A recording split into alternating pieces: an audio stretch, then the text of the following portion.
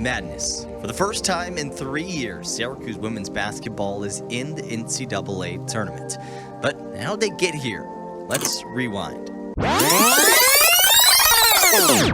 The Orange started the season about as hot as they ended it last year, winning 11 of its first 12 games, earning them a national ranking in the AP Top 25.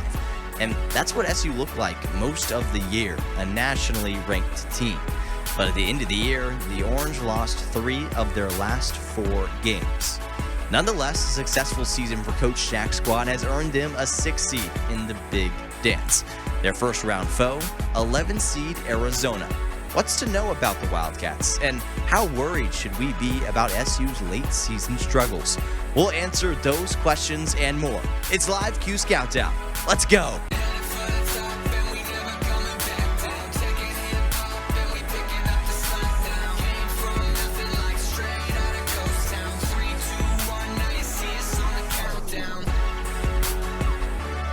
March Madness time, Cuse Countdown time here inside our CitrusTV studio. I'm your host, Nick Luttrell, joined alongside Liam Griffin and Steven Sklar. Guys, big day for Syracuse women's basketball. Also a big day for us here. I almost got that fist bump there. You got to connect there, all right? We got a connection, all right? Big day for us at CitrusTV, previewing for Live CC, previewing SU women's basketball. The first time we're doing that. Normally do football. You guys pumped, ready to go? It's March Madness, Nick. What's not to love about this? I mean, look at that jump back right there.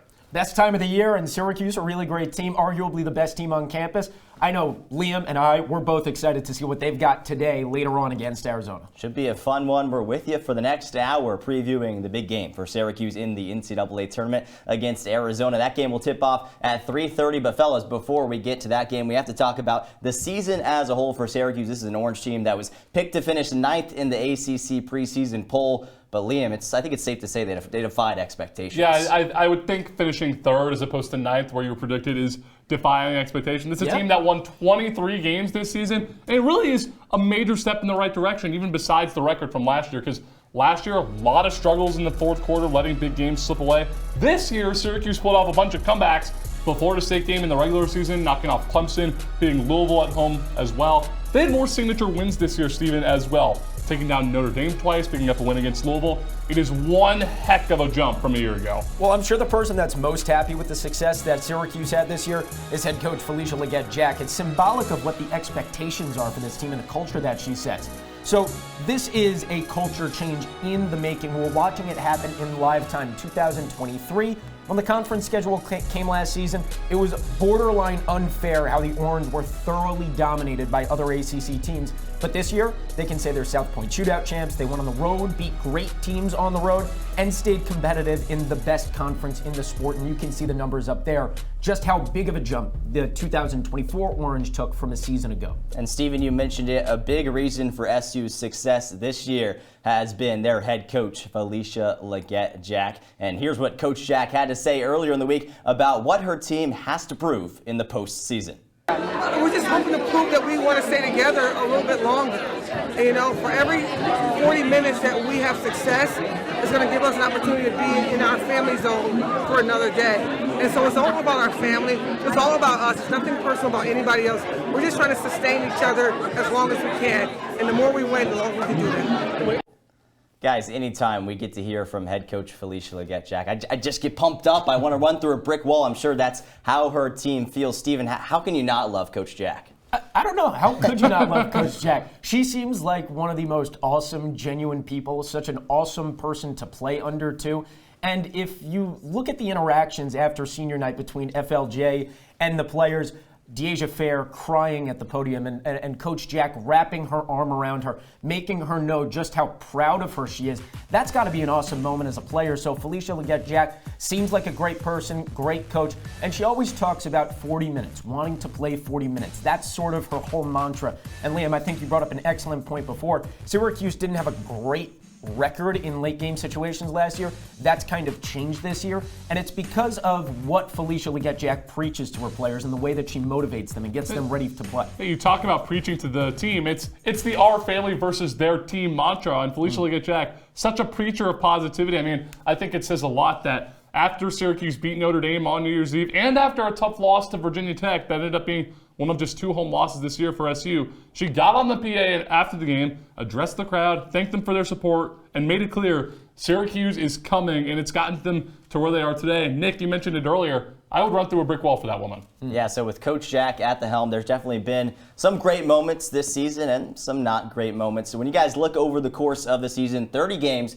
going all the way back to November. Liam, we'll come to you first. What stands out as the most significant game for the Orange? Let's go to late January when the Orange were in South Bend, Indiana, and got the job done against Notre Dame. I understand the Orange had beaten the Fighting Irish earlier in the season, Stephen, but to beat a blue blood in women's college basketball like Notre Dame on the road says a lot. Not to mention all of SU's previous signature wins on the season against this same ND team and coming back to knock off FSU.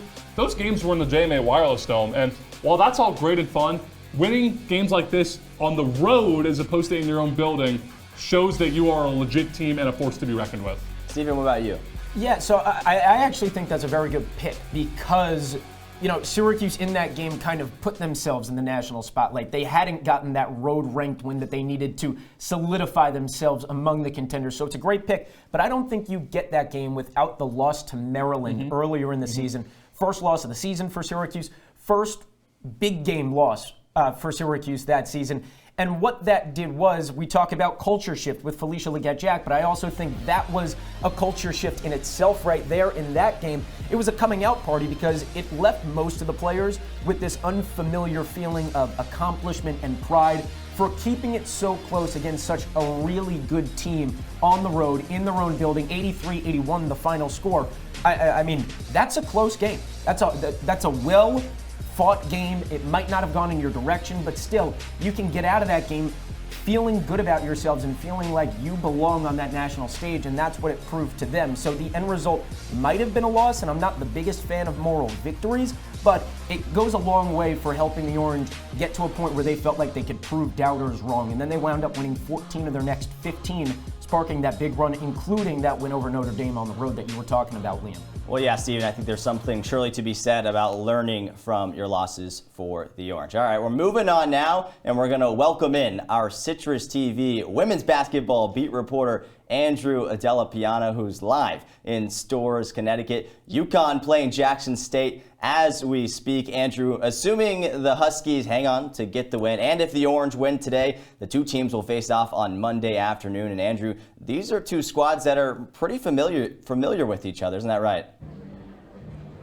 Yeah, the Orange and Huskies faced off in a preseason contest before the season, right? So it's a little ironic they could be meeting in the second round of the NCAA tournament. Felicia Leggett-Jack came out of that exhibition with UConn head coach Gino Auriemma, a 30-year head coaching legend here at the Huskies, saying that she has a really special group. And remember, this is a team that was projected to finish 9th in the ACC preseason poll. You finished 3rd in the conference standings, 25 regular season wins, 15 of those coming in the ACC, but just a full circle moment for Auriemma and Felicia Leggett-Jack. That's because Gino recruited FLJ when she was a player at UVA back in the early 80s, so really a full circle moment for these two teams. But just to talk about the atmosphere here down in Storrs, Nick, this place is rabid for NCAA women's basketball. Felicia Leggett-Jack talked about it in yesterday's press conference. It's a place that really puts Syracuse and UConn teams like that on a map when it comes to women's basketball. I'm looking at a packed gym right now behind me for Jackson State and UConn in the first round of the NCAA tournament.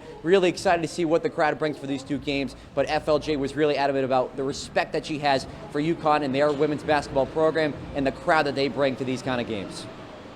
All right, Andrew, thanks so much. I've never been to Storrs, Connecticut myself, but obviously should be a very fun game for Syracuse today, but also for the UConn Huskies playing right now. And for more on a potential second-round matchup with UConn and what could lie ahead for Syracuse if they were to get to the Sweet 16, we now welcome in our bracket expert, Jordan Leonard.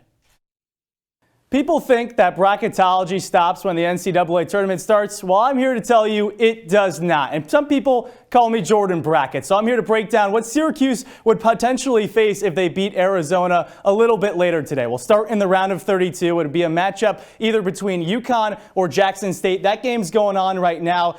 most likely would not be Jackson State. I'd be pretty shocked if UConn loses this game, especially on its home floor. So we're focused on the Huskies. You might remember Syracuse women's basketball traveled to Storrs, Connecticut to play in a secret scrimmage earlier before the season, and Coach FLJ just talked about how much better their crew got from that secret scrimmage. Well, if they face the Huskies, we'll see how they actually compare to them, and it's a tough task. Paige Becker's one of the best guards in the country, averages almost 20 points per game, and then you look at the front court. Aaliyah Edwards is just dominant down low. That'll be a lot for Alyssa Latham to hand, but say they get past UConn, something they didn't do in 2021 when they made the NCAA tournament. That's when you get to the round of 16 in a neutral site battle between either Ohio State or Duke. Both these teams won their opening round games, and honestly, if you look at this one, Ohio State is probably the better matchup. They can score. They've been dominant. They beat Iowa earlier this year in the Big Ten, but they're a better matchup for Syracuse. We saw earlier this year against Duke,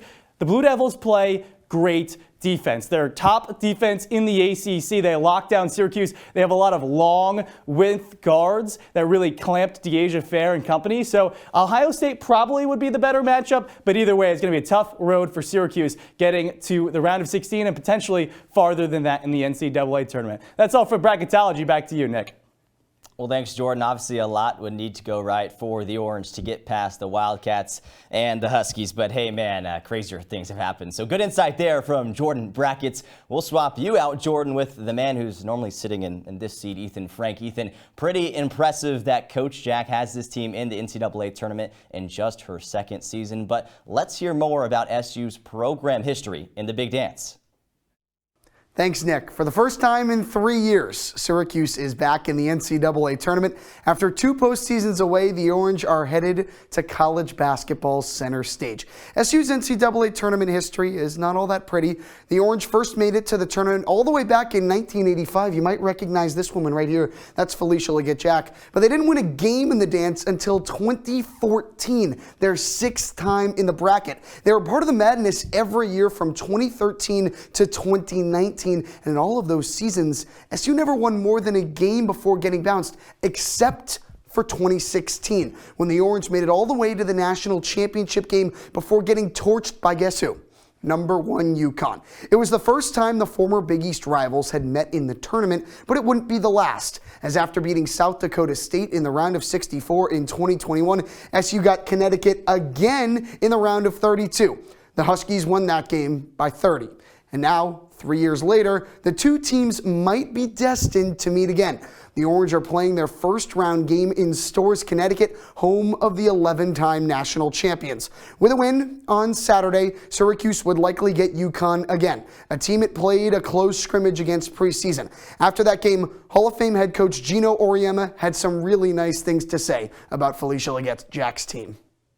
He said, you have a very good 1-2-3 punch. And I know that, but hearing it from somebody that's a seasoned vet who won multiple national titles says a lot about what we're trying to do.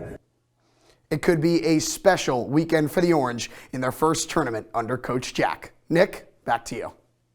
Ethan, thanks so much. Could indeed be a special weekend for the Orange. All right, coming up on our first break here on Live Cuse Countdown. When we return, we'll take a deeper dive into the successful season it's been for Coach Jack and her team.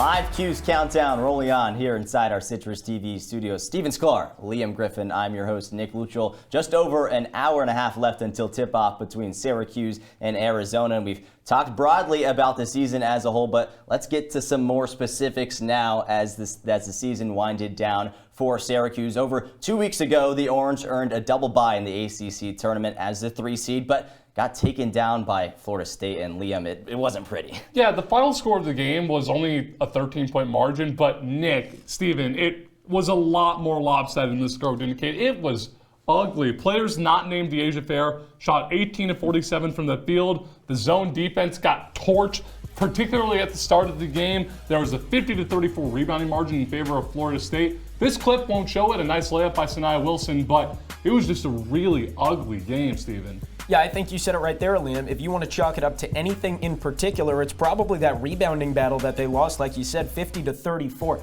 That is way too far in one direction or the other. If you want to keep it close, then maybe you have a fighter's chance at pulling this off, but 50-34 is way too far in the wrong direction.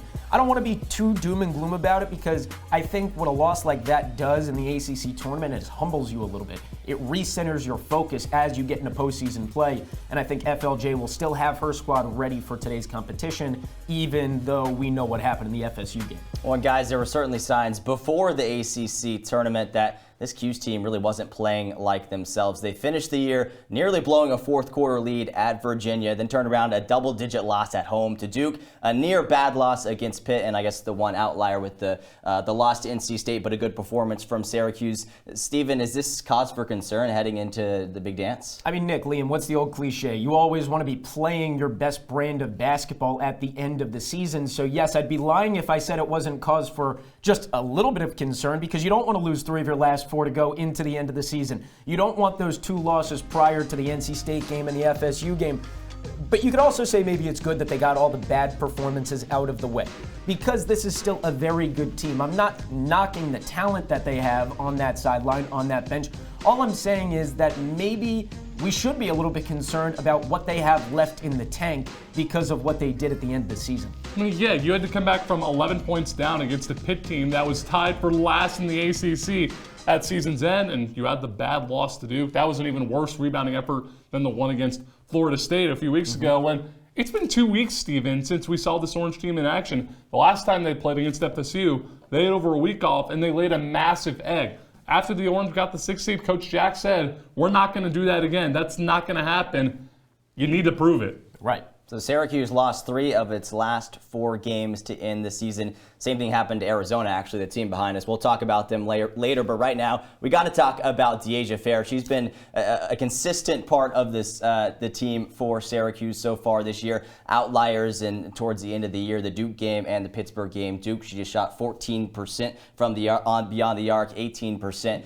From three-pointer against Pittsburgh. Nonetheless, the 5th year has continued to climb her way into the top 5 of scoring all time in NCAA women's basketball history. Liam, she's been pretty special. Yeah, we're very fortunate to get to watch a player like that so close up here at Syracuse. But as special as she is, Steven, I'm a little concerned about one thing. Really? Yeah, and that's her shot selection. She has a nasty tendency to settle for contested step-back threes relatively early on in the shot clock. Yes, she's averaging 22 points per game, but she has the skill to put on a dribble drive, get to the rim via some sort of fancy handles. When she's settling for step-back threes, that's not a recipe for success. I think the only thing that we should be concerned about is the fact that she hasn't scored more than 30 points in 5 straight games, because that's what we've come to expect out of her. We expect dominant performances from DeAsia Fair on a nightly basis, but in all seriousness, if she's already a savior on this campus, but what a good tournament run would do for her is almost immortalize her because of what she's done this season. She's such a prolific scorer, and the one thing that stands out to me, Nick, you mentioned it before, the Duke and the Pitt game were not her best performances of the season, but then if you look at what she did in the NC State game with 26 points, 6 threes, and in the FSU game she had 23 points, mostly from mid-range shots, layups closer to the basket. She still had great performances at the end of the season in the big game. She is the epitome of a big game player to me. Well, whether you want to be an optimist like Steven Sklar or a pessimist like Liam Griffin, you still have to respect DeAsia Fair's game. 3,351. That's her career points right now, 5th on all-time NCAA women's basketball scoring list. For more on just how special of a season it's been for De'Asia Fair, Cuse Countdown's Hudson Ridley takes a more creative, deeper dive, showing the grad student can do it from all around the court. Syracuse guard De'Asia Fair has attempted 2,952 shots in her 5-year career. Fair loses her defender and scores! That's a pretty overwhelming number. So let me break it down for you. That's 38% from 2, 35% from 3, and 79% from the line. One of De'Asia's favorite spots over her 2 years at SU was right here on this wing, where in certain spots around me, she hit almost 60% of her shots. That's just incredible. Trailer. Well, despite being only 5'5", De'Asia Fair did a lot of her damage in the paint, shooting just under 70% from inside this painted area last season. The only place she's really struggled this season has been from the corner, specifically the left, shooting under 17% from this area. But when you're such a good shooter other places, does it really matter? De'Asia Fair has done a lot over her 5-year career, but the one thing that really eludes her to this point is a March Madness win. She made it back in 2022 with University of Buffalo, but couldn't get the job done. Now she has one final chance before she rides off in the sunset on a historic career. A top 5 scorer and a lasting impact on the game ends this March. Hudson Ridley, CitrusTV.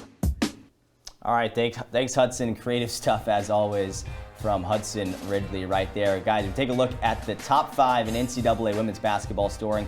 I mentioned it earlier, but if Syracuse can make any kind of NCAA run, Liam, it'd be nice to see Fair move up those rankings, wouldn't it? Yeah, Nick, she's 2 big games away from passing both Jackie Stiles and Kelsey Mitchell, moving into the top 3, 51 points over a 2-game stretch. I wouldn't exactly call that an impossible task.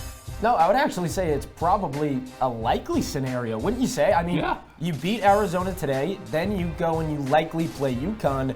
You're guaranteed 2 games at that point. Well, you're not guaranteed until you beat Arizona. Let's just say in this hypothetical, you get those 2 games, you get to play UConn, there's a very good chance Fair is in 3rd place by the end of this tournament.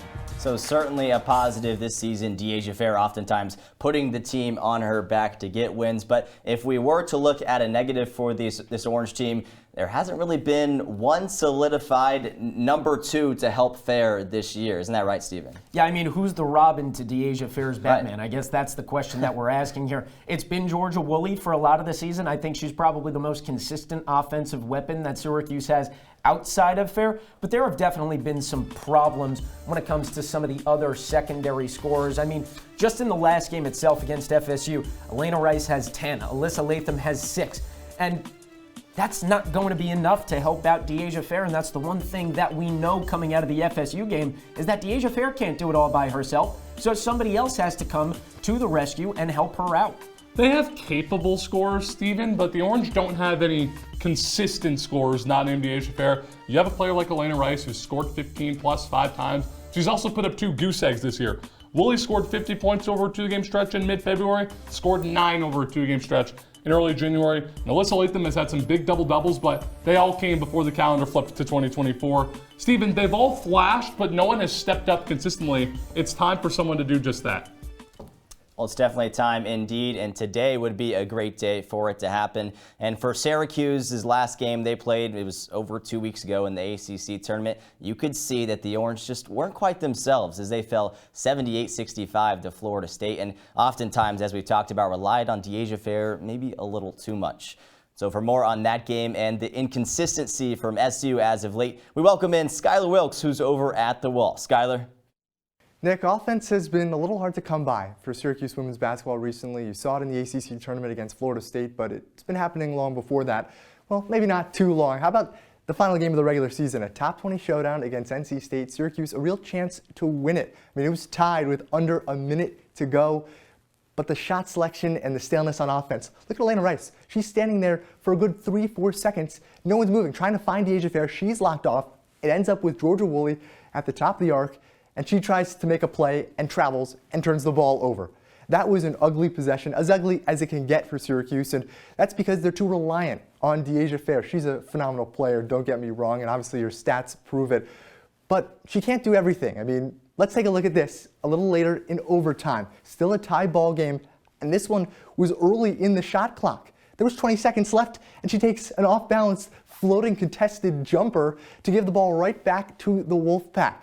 Deasia Fair, there's a reason why that she is top of 10 in the country in shot attempts, but not as much in makes, because she's too invested in this hero ball mentality, not reliant enough on her teammates like Georgia Woolley and Sophie Burrows. And Alyssa Latham even can contribute offensively. That style of basketball is not sustainable for long runs in the NCAA tournament. If Syracuse wants any chance, Nick, against Arizona or even beyond that, they have to rely on more than just Deasia Fair to run this offense. Well, Skylar, the Orange will certainly need others to step up in today's game. So that's an area where you never really know what to expect as far as when Deasia Fair gets hot, when her teammates step up to help her out. And I think that mindset can be taken into our next topic, rebounding. And for Syracuse, offensive rebounding, really good, 6th in the nation. Defensive rebound, 152nd in the nation. Liam, how important do you feel like rebounds are heading into this game with Arizona today? Well, I got a stat for you, Nick, that tells you exactly how important it is. Syracuse this season, 18-1. 18-1 when it wins the rebounding battle. No, that I think that's pretty good. I mean, Nick mentioned it earlier. This is a really good offensive rebound team, excellent at crashing the glass off missed shots and getting easy layups afterwards. But minus 27 against Duke, minus 16 against Florida State, you have some size on the roster, Stephen, that you have to take advantage of. Yeah, and I'm putting the spotlight on Kira Wood here, who's the team's rebounding leader. She's got the most important job in this tournament of anybody not named Deasia Fair. She's got to crash the glass. Bottom line, period, end of story. And they get a good draw against an Arizona team that's 322nd in the country in rebounding. So it shouldn't be all that difficult, but the game has to be played on the court. We can't just look at things on paper. Well, and especially against Arizona, Syracuse, as far as offensive rebounds go, averaging over 16 rebounds a game on the offensive side. Arizona only 11. So I feel like that's an area where Syracuse can exploit the Wildcats to get the win today. But we'll move on to our next topic, and it's no surprise that throughout the course of the season, Syracuse has struggled to play a complete game all 4 quarters. Oftentimes, they've had to rely on Deasia Fair, heroic comeback win, which is great. That's super fun. But, Stephen, that's good in the regular season. I don't know if that's something that could last in March Madness. Yeah, I mean, I guess we'll see, because that's just the brand of basketball that they play. They like to get into games in the final 10 minutes of the game. That's just what they do, and they've been doing it all season so long. It is a little bit puzzling and a little bit concerning, because maybe they've become a little bit too reliant on playing those fourth quarter games. But we'll have to see if they get themselves into a tricky situation against Arizona, whether or not they can come back, because you're right, March is a completely different animal, and you have to be a little bit stronger. You have to be a little bit more complete getting into this stretch of the tournament. Talk about a flair for the dramatic with this team, Stephen. I have a list of games right in front of me. Maryland, Alabama, Cornell, both Notre Dame games, Florida State, Georgia Tech, Louisville, NC State, Clemson. The list of teams that Syracuse has played down to the wire against goes on and on, but most of those teams are in the NCAA tournament, or were. Most of those games have been wins. This team has a flair for the dramatic, and I'm not saying that it's a healthy recipe for winning. What I am saying is that it brings tournament experience to the upper echelon, Nick. And certainly fun for the fans to watch Syracuse come back in this game. Maybe a little nerve-wracking for the fans, but fun when Syracuse gets the win. All right, we are coming up on another break here on Cuse Countdown. We've talked the Orange, now it's time to talk the Cats. Arizona took down Auburn in the first 4 on Thursday. We'll break down that game and tell you about the player who's earned the nickname Cookie Monster. Why Cookie Monster, you might ask? That's a great question. We'll answer that for you when we return on Live Cuse Countdown.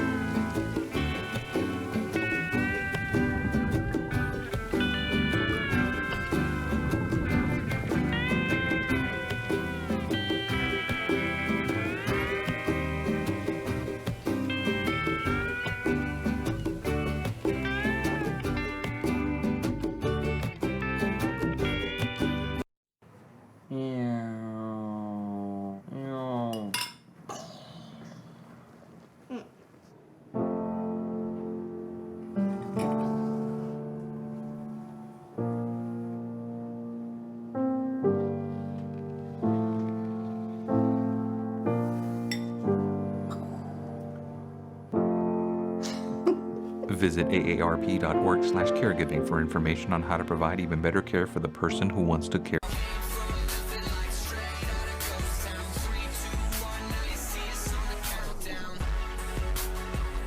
Just about halfway through our live Cuse Countdown 1 hour special. I'm Nick Luttrell, joined alongside my analysts Liam Griffin and Steven Sklar. We've talked just about all we can about Syracuse women's basketball, but now we got to turn our attention to their opponent, the 11th seed Arizona. The Wildcats barely inched their way into the NCAA tournament on Selection Sunday, and with that had to get past Auburn in the play-in game on Thursday. So advantage Orange, as the Cats have already played one game, but in that game, Arizona looked like the better team from start to finish. Wouldn't you agree, Liam? Yeah, but it was an ugly game, Steven, because Arizona forced 23 Auburn turnovers in that game. Final score was 69-59. It was a relatively low-scoring game, one that really didn't have the score inflate up until the very end. But 4 Arizona players topped 13 points. Very well-rounded team that we'll dive into a little more in a few minutes. Yeah, I feel like the raw numbers will tell you that the Wildcats were a super impressive team. They shot over 40% from 3 against the Tigers. But I think a lot of the overall performance, we can give a lot of credit to the Wildcats for what they did. It's a tournament game, and games in March are hard to win. But I think it's more about what the Tigers didn't do as a team than it is what the Wildcats did do as a team. You brought it up right there, Liam. 23 turnovers, 23 points off of those turnovers. So when you make a lot of mistakes like that, yeah, I mean, it's going to allow the opponent's offense to go on the fast break, run a fast-paced offense, get a lot of buckets. So I think a lot of this stuff that we're saying about the Wildcats falls mostly on the Tigers and their performance. So a 69-59 win over Auburn in the play-in game. That's just one game for the Wildcats. But looking at this team, the season as a whole, their record not super impressive. Just 3 games over 500 on the year. But a deeper dive into their schedule and knowing they play maybe in the best conference in women's college basketball, I think their record maybe shows that their record doesn't give justice to how good this team is, Steven? I would personally disagree with that. Yeah, why? Here's what I'll say. They are a good team. They belong in the tournament, and that's why they're here. But they're 2-10 against AP top 25 teams this year.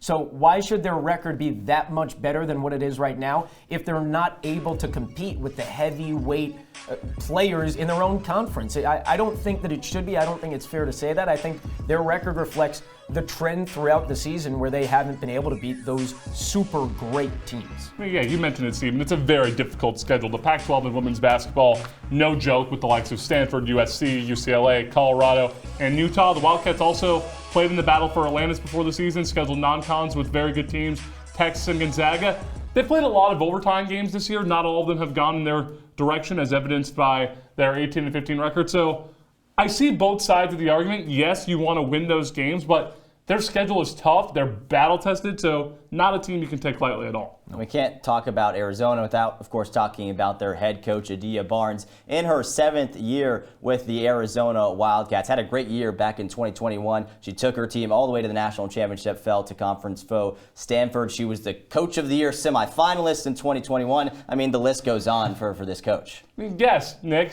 She has taken Arizona to the pinnacle of women's college basketball, not necessarily a blue blood program like a UConn or a Notre Dame, but the Wildcats have been tournament mainstays for the last few years. She was the youngest coach since 2014 to make the Final Four, and the first since 2016 to do so in her first 5 seasons at the helm. She's already flying towards being one of the best coaches in women's college basketball, and with that, in Arizona history. Yes, I absolutely agree with that. And if you're a Syracuse fan or if you're Felicia Leggett-Jack, you're kind of looking in the mirror. You've got a coach who's coaching her alma mater now and doing great things with the program. So you did talk about that Final Four, that national title run that she had in 2021. We'll see if she can replicate that with a less talented squad.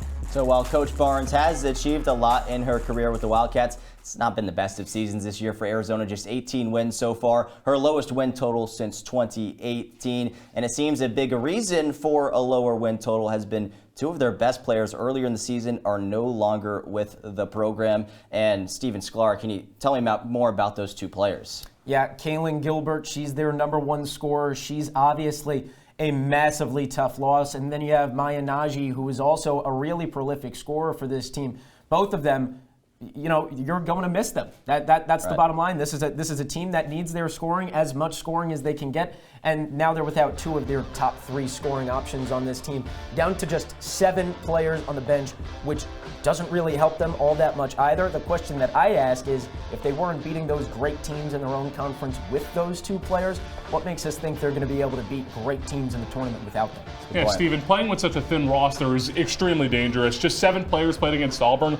All of them played against 15 minutes, but such rotations are remarkably difficult to maintain over an NCAA tournament run when you're pretty much playing every other day. Having 2 weeks off in between games like Arizona did the other night certainly helps, but now you just have a quick 2-day turnaround. That is very, very dangerous for Coach Barnes and company. Yeah, so the con of not having your 2 best players is you don't have your 2 best players. But if you want to look at it from a positive perspective, Syracuse now has to game plan for players that maybe they don't have as much film on. A well-coached, well-organized basketball team, and maybe that's something that the Wildcats could use to their advantage, Liam? Yeah, the flip side of losing 2 of your best scorers, Nick, is that you're an incredibly well-rounded team. The Wildcats have 7 players that average nearly 5 points per game and above. They only have 1 player averaging 10 points per game. That's dangerous because you can't really hone in on 1 player. Not a ton of 3-point shooting this season, just 1 player at 40%. That's Ismary Martinez. The Wildcats went 5 of 12 against Auburn.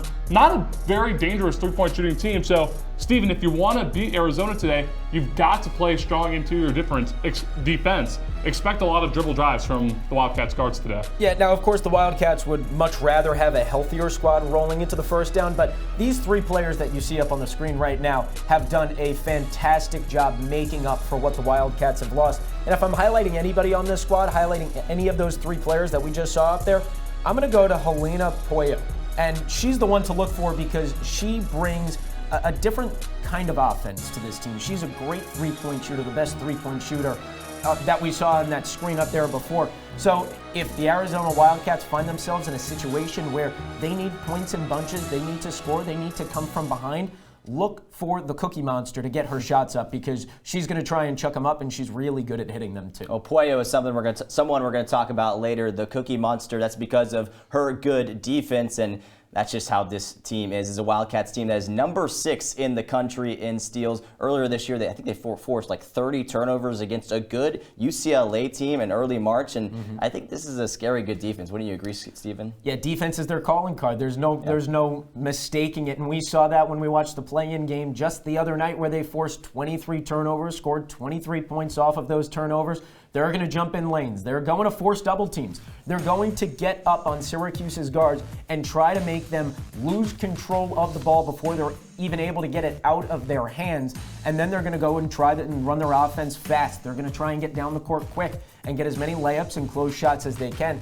That's what this defense does. Well, it's massively frustrating, and if they could replicate the performance that they had against Auburn just the other night, that would be massively impressive. Yeah, what's the old cliche? Defense wins championships. Arizona has 2 players in the Pac-12 that were top 6 in steals, and the Wildcats as a team, number 6 nationally in steals per game. Not a team to be taken lightly at all. Stephen, Nick, this could be one of the best defenses Syracuse has faced all season, and that says a lot given how tough their schedule has been. That's right, Liam, and as we've mentioned, a big reason for the success for the Wildcats defense has been the player they call Cookie Monster. Senior guard Helena Pueyo has become one of the best defenders in all of college basketball as she ranks in the top 10 in the nation in steals per game. And for more on Pueyo's success, we send it back over to the wall, this time with Adam Avon and Sam Reese. Yeah, guys, Syracuse has played some amazing defensive opponents, Sam, this year in the ACC. But today they play Arizona, one of the best defensive teams in the whole country. That's right, and there's one player in particular that's the spark for that Arizona defense, and that's the grad student, Helena Pueyo. So we just have to show you what exactly makes her such a menace. That's what I'd put it as on the defensive end of the floor, and here we go, Adam. This is a player with 5, 6, 7 steals in games this year, Sam. Washington and Arizona earlier this year. Arizona ended up winning this game partly to Pueyo's defense. She's not even on the screen yet. intercepts the pass. I know it's a little blurry, but there was the ball. She takes it, passes it to her teammate, and they score. Defense turning into offense. That's right. And then how about this play? A pass up top towards half court. She's all over it, reading the pass like a book. She's ranked top 10 in the nation in steals per game for a reason, and you saw a couple of examples of that right there. And it's not just her intercepting those passes and anticipating those interceptions like that on the defensive end, but it's also working together with her team to create that defense into offense transition. Let's take a look at what else Puello does on the defensive end for the Wildcats team. You see it right there. Acts like she's guarding that player on offense, and then ends up swooping the ball, kind of like Jose Alvarado in the NBA, and doesn't even know where she is. Look, completely loses her. Ball ends up in Arizona's hands in just a second. There you go. And this is another element of her game defensively that makes her so great. She's sneaky like that. You can't be lackadaisical for 1 second if you're an offense like Syracuse is today going against Arizona and Puello. She can be effective like that and a little bit sneaky as well. Deasia Fair, one of the best offensive players in the country, going up against Puello, one of the best defensive players in the country. Guys, that's all for us. Let's see if Syracuse can get the job done. Adam, Sam, thanks so much. Another break here on Live CC. We've talked Syracuse. We've talked Arizona. You might be asking yourself, what is there left to talk about? Well, I could tell you, but unfortunately our next topic has become classified information. A secret, some might say. Live CC returns in a bit.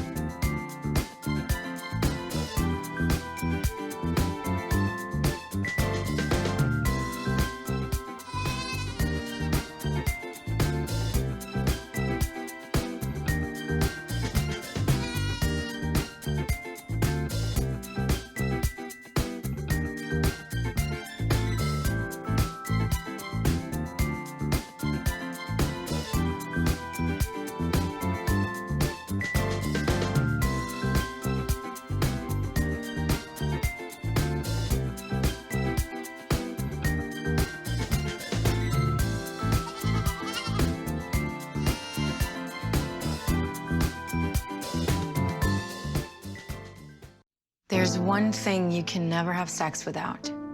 It's not something you buy. Or something you take. In fact, there's only one way to get it. It has to be given to you, freely. It's consent. Because sex without it isn't sex. It's rape. Consent. If you don't get it, you don't get it. It's on us to stop sexual assault. Learn how and take the pledge at itsonus.org.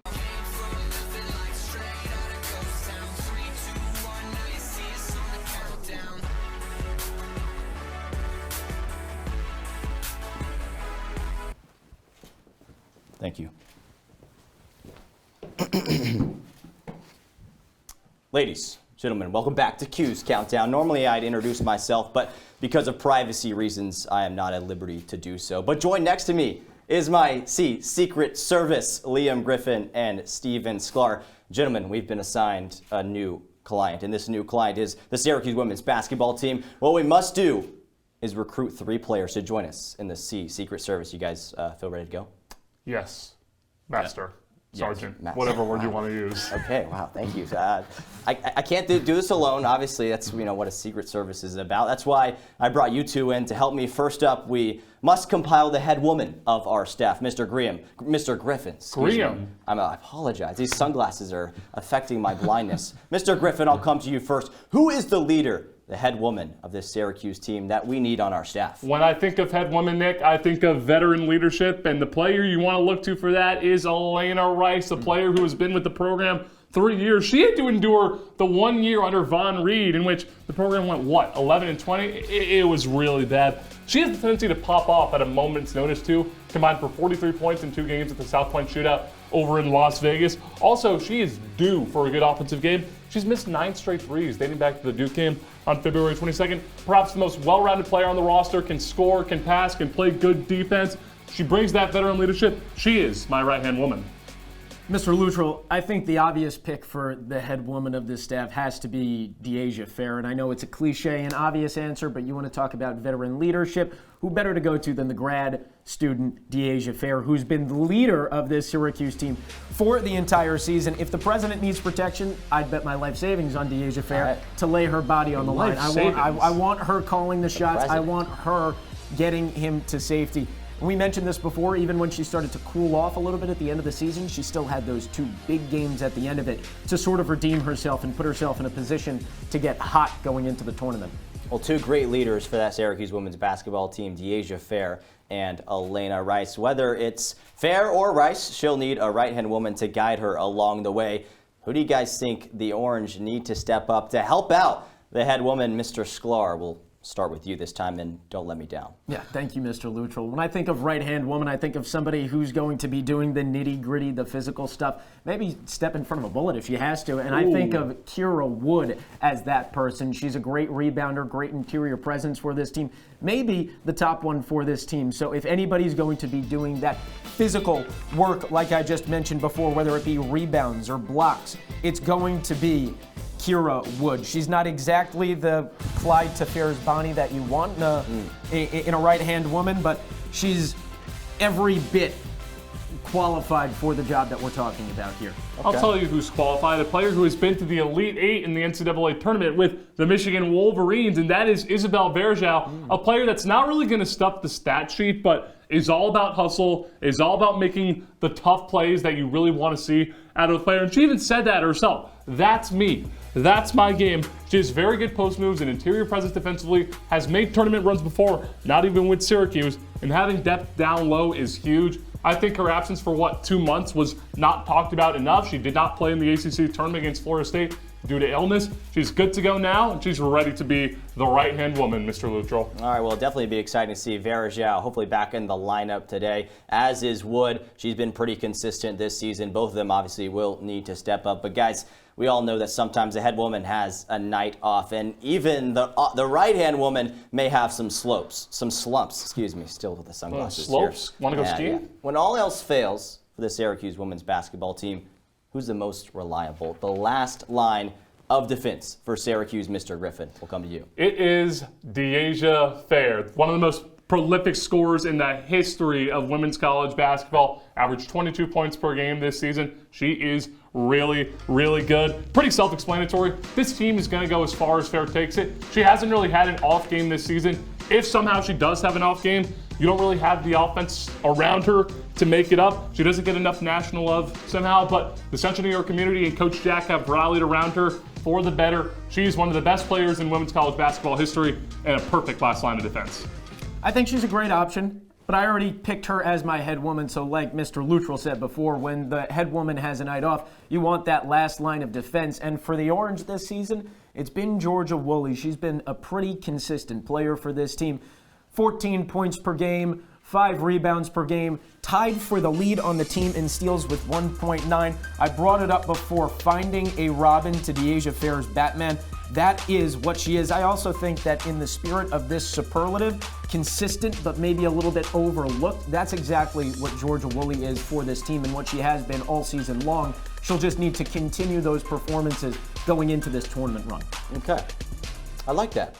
Not that I'm siding with you, Steven, but, Fair, Wood, and Woolley, that's a pretty loaded trio, if you ask me. Well done, boys. I think I like what I would say Rice, Verjao, Fair is also a pretty good trio, if I say so myself. They're all good players, but, there's really no winner, but Steven won. So, okay, final break here on Live CC. When we return, we'll have one more quick chat with Andrew, Della, Piana live from Storrs, Connecticut, and we'll have some score predictions from Liam, Steven, and myself. Cuse Countdown returns in a bit. Dad? Just 1 minute, okay? Hey, Bobo, do trees tell each other stories? I'm sorry. I'm afraid I don't know that. Hey, why don't we go find out?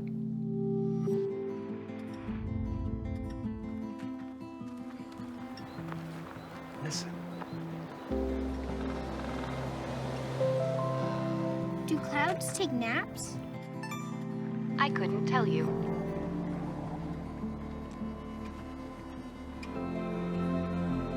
Can birds draw pictures? I don't have an answer for that. Dad, do Do stars visit their friends? Look!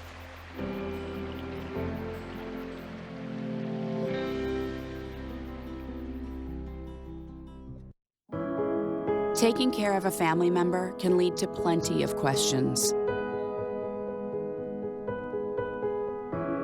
Fortunately, there's a place to get the answers, for them and for you.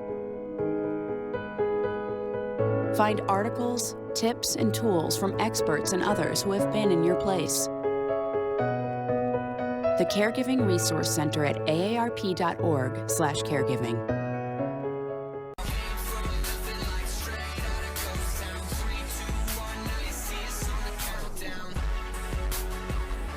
Cuse Countdown wrapping up shop. Steven Sklar, Liam Griffin. I'm Nick Luttrell, your host for our pregame show. About 40 minutes left until tip-off between Syracuse and Arizona. Guys, we lost our shades. We're back here at the desk, but it should be a fun game tonight between these two teams. Today, excuse me. Yeah, absolutely. It's the first time Syracuse has played in March Madness in 3 years. The first time Syracuse University has had March Madness in 3 years on both the men's or women's side.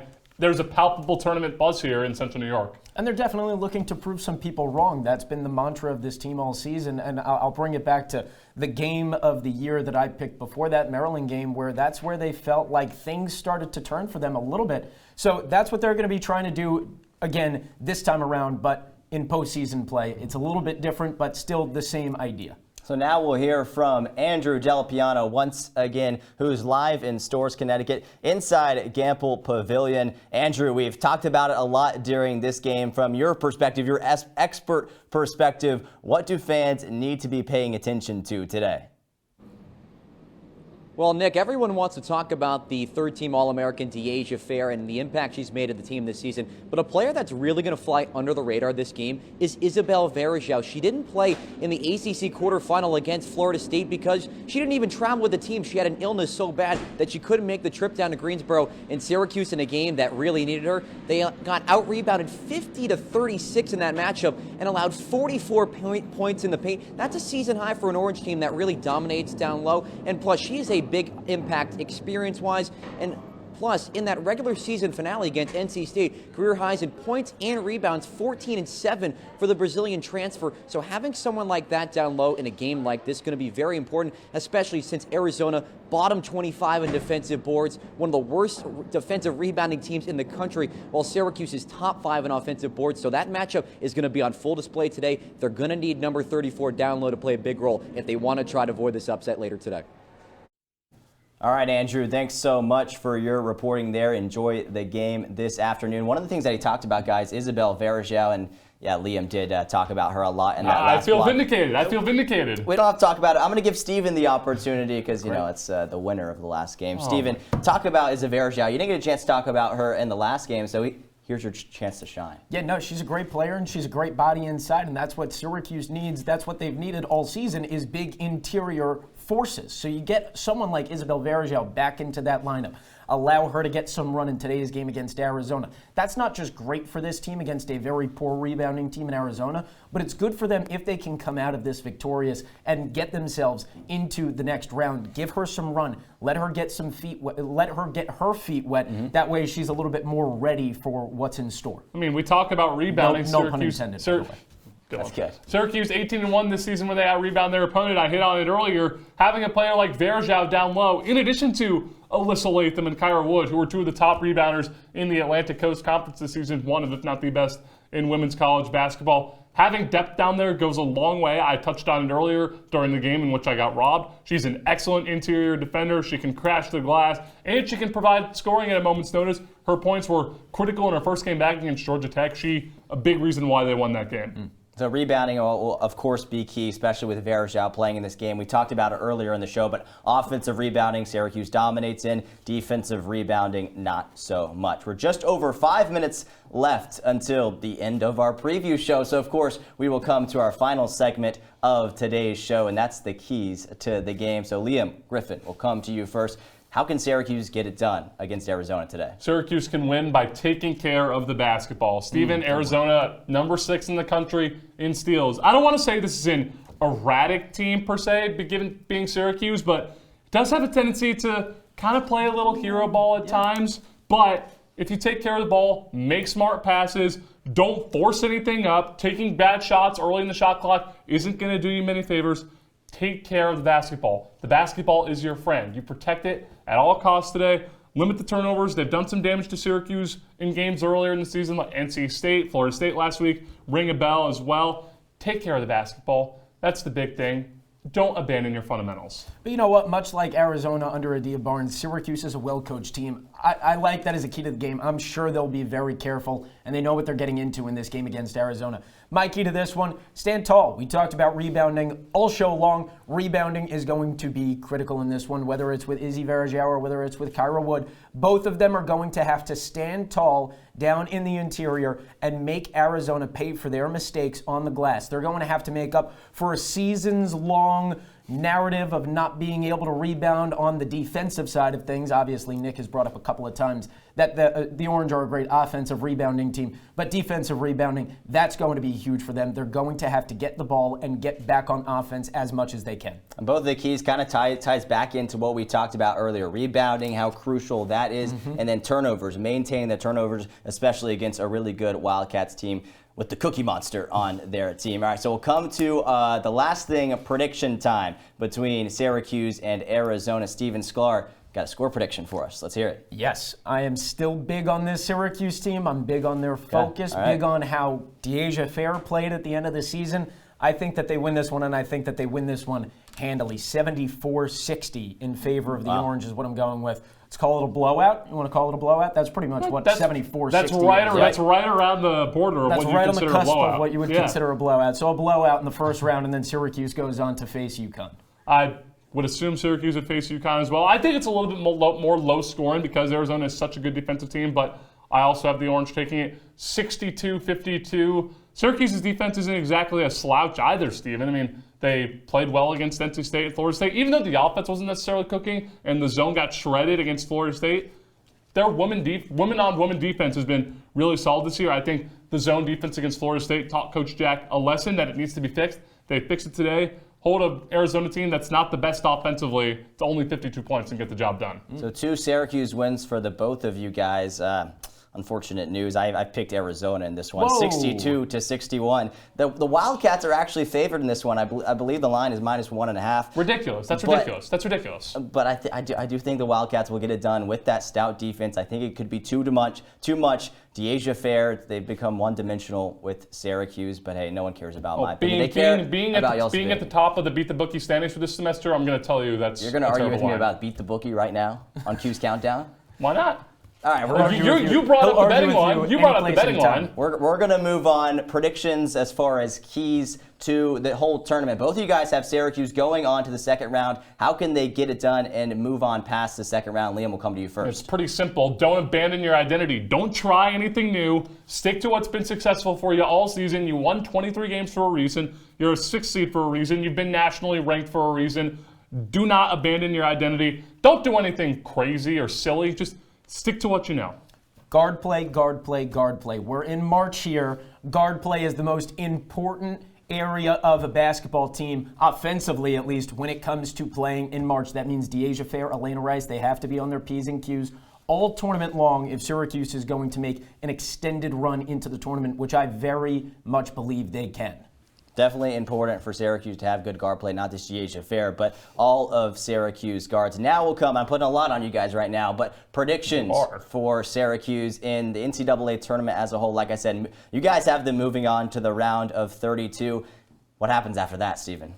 Well, here's what's in store, pun intended this time, for Syracuse as they get into the NCAA tournament in just a little bit of time now. I have them going to the Sweet 16, and I have them losing in the Sweet 16, but I have them getting to the Sweet 16. So beating Arizona today, then likely playing UConn and beating them there. I know I just got on Nick for being pessimistic, but I don't think they get past the round of 32. UConn's just too strong with Paige Beckers coming off her torn ACL last year. I think she's going to come in with a vengeance. All right, predictions from our analysts right there. This has been fun. A one-hour special of Cuse Countdown. Steven Sklar, Liam Griffin. I've been your host, Nick Luttrell. Thanks to our executive producer, Terrence Murphy. The game tips off in about 30 minutes. Enjoy the game.